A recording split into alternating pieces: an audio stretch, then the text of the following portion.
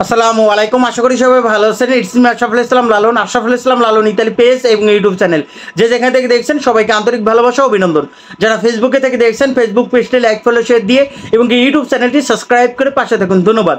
তো আজকের টপিকটি হলে যে আসলে যে আগামী 7ই অক্টোবর রোজ সোমবার সকাল 10টা বাজে যে ডক্টর ইউনূস স্যারের বাসভবনের সামনে যে অবস্থান কর্মসূচি পালন করতে চাইতেছেন, যে তো আপনাদেরকে অভিনন্দন জানাইতেছি। আপনারা দলে দলে যোগদান করে সবাই আসবেন। প্রায় 60 থেকে 70 হাজার ভুক্তভোগী আছেন যে ইতালি অ্যাম্বাসিতে আজকে 1 বছর 1.5 বছর ধরে পাসপোর্ট জমা রাখছেন, কিন্তু কোনো রকম পাসপোর্ট ডেলিভারি পাইতেছে না, এবং কি তারা 3 মাসের মধ্যে যে একটা সমাধান দিত ওইটাও দিতেছে না। তো ওইখানে আমি সবারই আমন্ত্রণ জানাই এবং কি সবাই আসবেন। আরেকটা কথা, ওইখানে যারা প্রশাসনের ব্যবস্থায় যারা কর্মরত থাকবেন, এখানে যারা ওই দিন ডিউটি পালন করবেন, আমি আপনাদেরকে উদ্দেশ্যে বলি যে আপনাদের ছোট্ট একটা বার্তা, ওইখানে যারা ভুক্তভোগী যারা যাবে এরা কোনো বাংলাদেশের চোর ডাকাত বা কোনো রাজনীতিকবিদ না, তারা একমাত্র প্রবাসী রেমিটেন্স যোদ্ধা, এবং কি একটা রাষ্ট্র থেকে তারা আসছে, এখন ইতালি উদ্দেশ্যে কাগজ জমা দিছে, এবং কি 1.5 বছর ধরে আজকে ওই কাগজের কোনো 3 মাসের কথা বলে, এবং কি তারা এখনও কোনো সমাধান দিতেছে না। এটার জন্য তারা পররাষ্ট্র মন্ত্রণালয়, স্বরাষ্ট্র মন্ত্রণালয়, ইতালি অ্যাম্বাসি কোথায় না গেছে, সব জায়গায় গেছে, সবাই জানে, তারপরও কোনো রকম সমাধান আসতেছে না। এজন্য ডক্টর ইউনূস স্যারের হস্তক্ষেপ কামনা করার জন্য আপনারা একটু সুযোগ করে দিবেন, তাকে 10 মিনিট সময় দিবেন, যাতে 10 মিনিট এই ভুক্তভোগী হাজার হাজার ভুক্তভোগীর সাথে 10টা মিনিট জাস্ট আমাদের গ্রুপ থেকে 3জন 4জন যাই আপনারা যাইতে বলেন, ওই কজনই যাবে।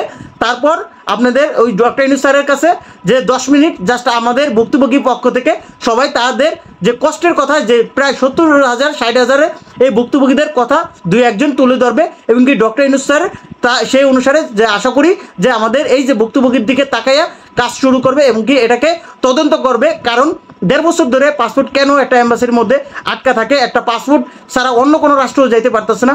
তো আমি আরেকটা হুঁশিয়ার করি যে প্রশাসনের ব্যবস্থা যারা আপনারা থাকবেন, আপনাদেরকে অতি বন্ধু সুলভ এবং কি আপনাদের সাহায্য কামনা করি।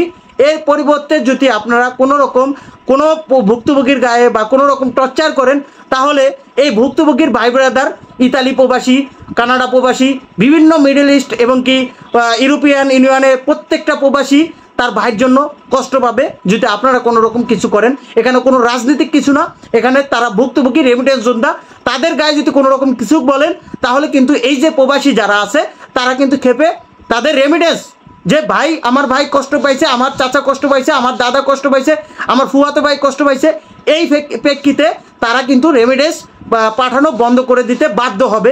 এটা আপনাদেরকে হুঁশিয়ার জানাই যে আসলে আমরা যারা ভুক্তভোগী আছি তাদের সাথে কোনো রকম খারাপ ব্যবহার করা আমরা কাম্য করি না।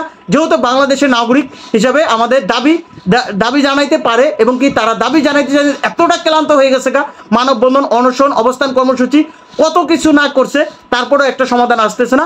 তো আপনাদেরকে অনুরোধ, যারা প্রশাসনের ব্যবস্থা ওইখানে ডিউটিতে থাকবেন, আপনাদের সহযোগিতা কামনা করি।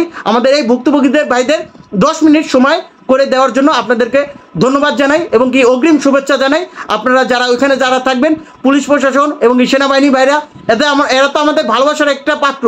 সেনাবাহিনী ভাইদের যে ভালোবাসা, এবং কি বিগত দিনেও আমরা দেখছি সবাই সেনাবাহিনী ভাইদেরকে ভালোবাসে।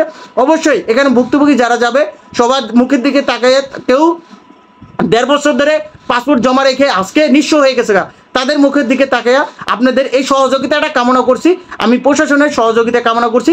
ওইখানে যারা যাবে তাদের উদ্দেশ্যে 5জন হয়তো আপনাদের যদি ভালো লাগে, যার যা ভালো আমাদের পক্ষ থেকে চাইবেন, আমরা ওই অনুসারে 10 মিনিটের জন্য তারা ডক্টর ইউনূস স্যারের সাথে যে কথা বলবে যে আসলে সমস্যাটা কী হয়েছে, সে অনুসারে তার কাজ করবে। এটা আমি আবার আপনাদের কাছে অভিনন্দন জানাই। যারা প্রশাসন ব্যবস্থা ওইখানে থাকবেন, আপনাদেরকে অগ্রিম শুভেচ্ছা, ভালোবাসা থাকবে। আমি আপনাদের সাহায্য কামনা করি। আল্লাহ হাফেজ, আসসালামু আলাইকুম।